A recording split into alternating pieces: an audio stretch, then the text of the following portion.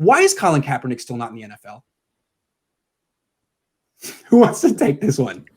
I'll take this one. So I wrote a column about this recently. I mean, I think the answer is systemic racism, and people aren't happy with what he did, and in their eyes, he's not been held accountable for what he did, even though Colin Kaepernick didn't commit a crime. He didn't break an NFL rule. He's never been subject to an NFL suspension.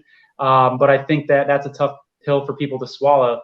What was interesting to me when I posted this article is the comments in response on Twitter are just filled with things that are just not true. There's so much misunderstanding and misinformation out there about Kaepernick.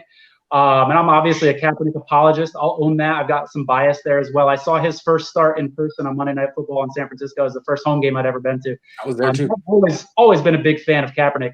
But when I see replies of people saying things like, oh, he had a deal signed with the Jets and then backed out because he didn't want to be a backup, and he was demanding $20 million to play in the NFL, and people are citing, these anonymous sources, these things that haven't been proven. There's so much misunderstanding out there about Kaepernick, and I think it comes down to racism. I do not buy the argument for a second that he'll be a distraction or a media distraction, because Antonio Brown proved this year that wasn't true.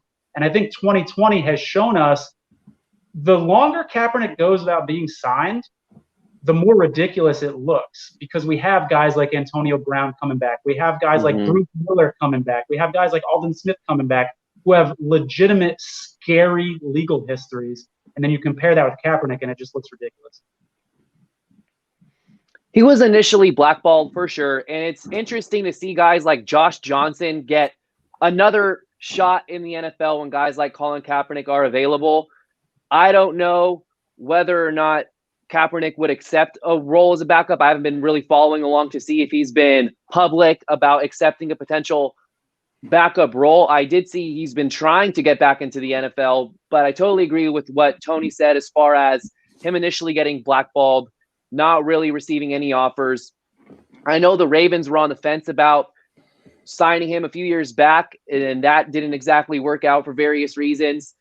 So when you compare his skill set and what he was and potentially still could be in the NFL, the guys like Josh Johnson, yes, he's a better quarterback than they ever were, probably still is. So it's very baffling in that sense.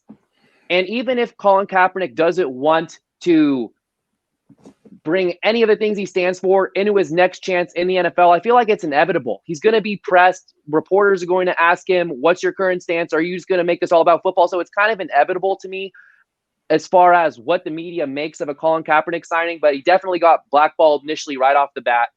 And he deserves a chance in the NFL over guys like Josh Johnson, who was just in the XFL or AFL, whatever it was, whatever non-NFL league it was. So first off, to the people saying or bad things just because we're nodding along to what other people are saying, that's because I'm listening to what people are saying. And that would have been big if people listened to what Colin Kaepernick were saying instead of interrupting and going on tangents. So sometimes it's better to just listen to people. I'm a big Cap supporter. I agree with everything Tony just said. And there's nothing else to add. Tony said it perfectly. If things were equal, he would have been in the NFL because he was definitely a top 32 quarterback at the time. Definitely a top 64 quarterback if you're just saying backups. But if Tim Tebow can be on multiple rosters where he's just a special teamer. When he was on the Jets, he was playing punt block protection, and he was on rosters and getting interviewed every time on ESPN. They had the Tebow watch. If those things can happen, then the locker room distraction thing, in my opinion, is way out there. I 100% agree with Tony, but that's all we need to say, really. Okay, you guys did a great job listing all the reasons why he's not in the league for, that are out of his control. Let me try to give the other side of the coin, and let's see if I can even make that argument, and you guys tell me if I'm way off.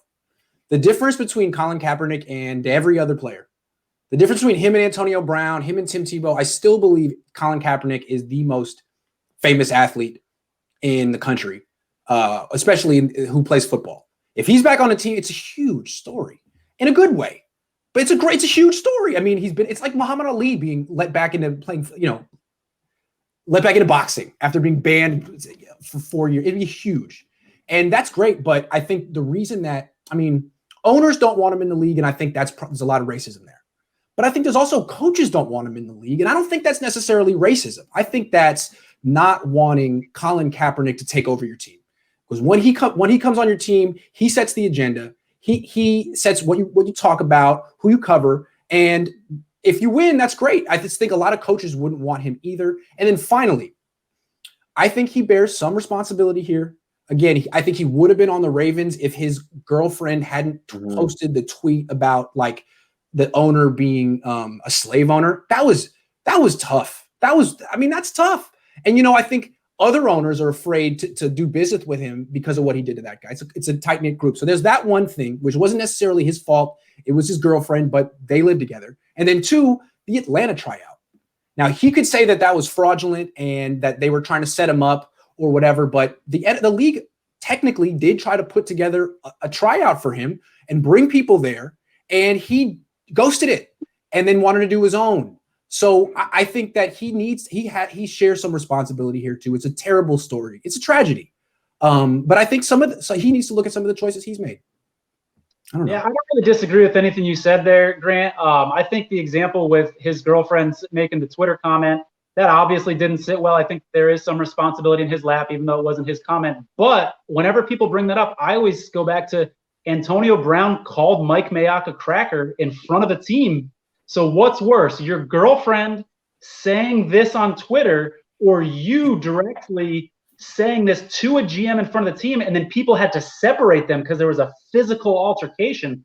To me, one is way worse than the other. You're correct. You can't isolate that one Twitter comment and say that's why he wasn't hired, because Antonio Brown proved that not to be true. And one of the things. Oh, keep going. I just have a question for you, Grant, because one of the things after I wrote this article, a lot of people are saying he wants the attention and he wants to be a martyr. And so for someone that was in the locker room actually interviewing him, I'm curious, did you get a sense, and I don't know what your answer is going to be on this, did you get a sense that he was answering questions because reporters were hungry for that social justice angle, or were reporters ever asking football questions and he was sort of inappropriately misguiding it, steering the conversation to his agenda? Well, you got to remember, before Colin Kaepernick became woke, before he had his awakening, he was the worst interview on the team. I mean, he would frequently answer questions with fewer words than the question that was asked. I mean, that was his thing. And it was almost a joke. Like this week, there were 550 words asked to Colin Kaepernick, and he responded in 250. I mean, that's the kind of thing Eric Branch would write all the time in the Chronicle. So he's the guy who didn't want to talk about football. You ask him on a Wednesday, what do you see from the Seahawks defense? They're fast. They're well coached. They hit hard. That's it. Thanks, Colin. All right, well, what do you see from – he was like – that was his thing. And I mean, I don't know what it was, but he didn't like talking about football. So then all of a sudden in 2016, if you ask him about not football, if you ask him about what's going on in America, he would go on and on and on and on and on. So it was clear, like, if you want to have a good interview with Colin Kaepernick, you ask that. You don't ask about what's happening on second down. You don't ask about what he's seen from the opposing defense, because then you'll get a 10-second answer. So it's kind of, I mean, you get it's like positive and negative reinforcement, right? Yeah. If I ask this, I get a good answer. If I ask this, I don't. I mean, I'm not an idiot. Yeah, that's a really good point. I felt like I had heard, and you can confirm this or not, I had heard that he was actually sitting for the national anthem for a couple games before anybody in the media actually noticed. And to me, that suggests he's not a martyr and doing it for attention. Otherwise, he would have been like, hey, guys, didn't you see me sitting down? Like, why aren't you writing about this? He would have started the story himself. That's just my perspective on it. My negative viewpoint of what he did was, and you can't prove it, and this is colored by me covering him when he was a young man and the way I saw him. But the fact that he was sitting and not kneeling, the fact that he didn't tell anyone about it and didn't make it a political statement at all, that no one would have known unless there was a picture, makes me feel like he was pouting because he wasn't the starter. If you remember, he'd missed time. They were kind of trying to push Blaine Gabbert as the starter because he'd had surgeries and missed training camp. And there was even some rumors that they were going to cut him because he wasn't physically what he was before. And I think there was something like, dude, Blaine Gabbert sucks. How are you doing me like this? This is ridiculous. I almost saw it as petulant behavior. And then I also thought he would think no one would ever notice. Who notices something like that? And then finally, when he was asked, he he's a very smart guy. He thinks on his feet, and he's probably been thinking about this stuff anyway. That was my interpretation, but again, I'm probably wrong. So I wouldn't even assume to say that that's what he was going through. It's just kind of how I saw it at the time. It was like, did you just give like a Ferris Bueller like excuse, like really smart in your feet, or is this really what you wanted to do? I guess we'll never know. And the most important thing is that Colin Kaepernick was right, and what he did was good, and good for you, Colin. And if you never make it back in the NFL, you still had a overwhelmingly positive effect on the country, on the world, and we salute you. And I hope you get back in the league, because a lot of these teams are spiting themselves not signing him. I mean, I understand if you have a better option, go for it. But if you're down to Gardner Minshew or whoever some of these teams are playing, like, you don't want to win? I mean, I'm sure some of your conservative fans who won't like him that much at first will like him more if he goes 4-0. So I don't know. I really thought some of these teams would swallow their pride and bring him in just for the sake of winning. But I guess these teams don't really care.